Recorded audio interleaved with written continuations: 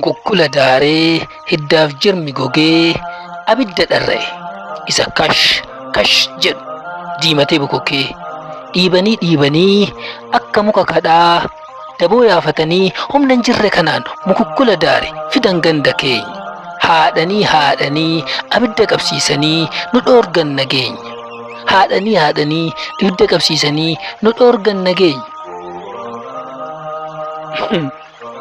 Guggubataa waaduun gubanii nu gaaduun laaluuf a'aa keenyaan dubbii keenya shakku mukukkula daare ufii qabsiisanii eegalan nu yakkuu.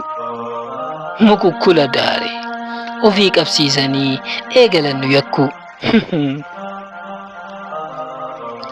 Malaaf marii keenyaan rakkanne yaa saba kooraa nutti fe'ee hundatu nu yaaba.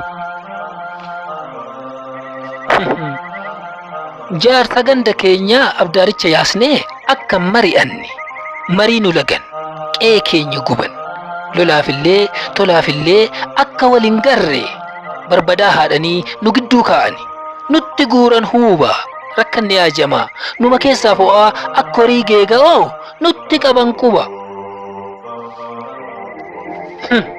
Ilaal fayyaan fayyaa dhabee abdaarii lagate maraatutu fayyee nu maraachuu yaade.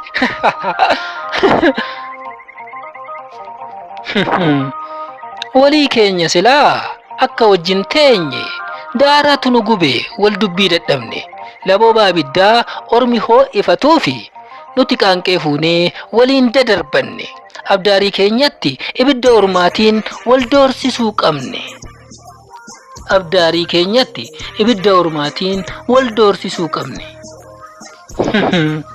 Waanuma hunda keessaa inni ana raaju abidichaa miti abiddan kabaju karra diraa dhaqee isa qaanqee baatu isa abidda ormaan kofatti qayyatu fayyicha maraate maraatticha fayye qaanqeen wal darbatu fayyicha maraate maraatticha fayyee qaanqeen wal darbatu kanatu na raaja.